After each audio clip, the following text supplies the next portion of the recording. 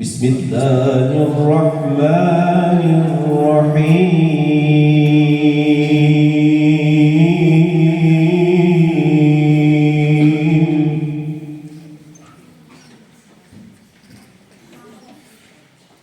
من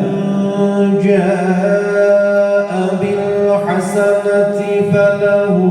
خير منها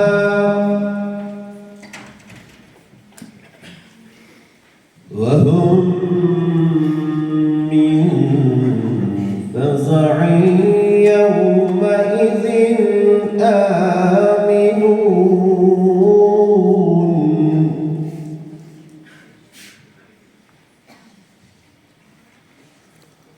ومن جاء بالسيئة فكبت وجوههم في النار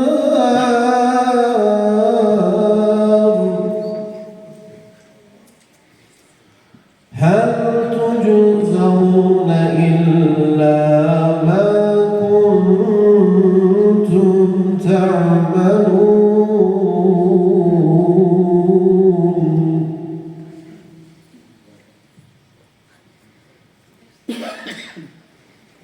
إنما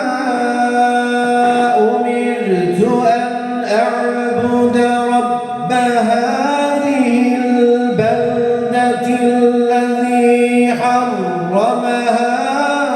وله كل شيء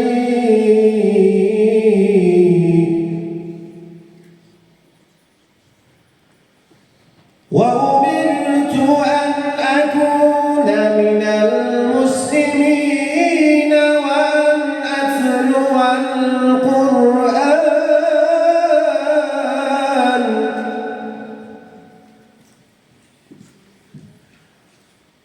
فمن اهتدى فإنما يهتدي لنفسه ومن ضل فقل إنما أنا من المنذرين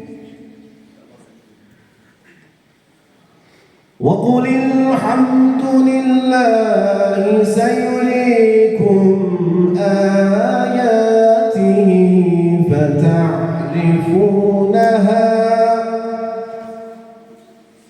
وما ربك بغافل عما تعملون